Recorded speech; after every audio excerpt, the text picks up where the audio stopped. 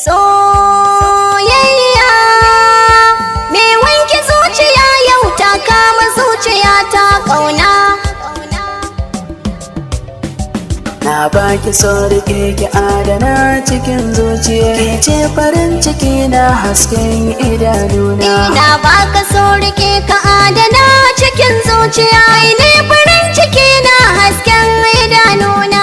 Shi lamari na so ba shawara yake yi ba, ko babu izini za ya shige cikin zuciya, kuma in ya samu gurbi nan zai ta yin kwanci, bai san fita a zuciya nan zai ta yin barci. Saɓan hakan da ya zo sai ka nuna azanci, damuwar da ke cikin rai sai fuskata nuna.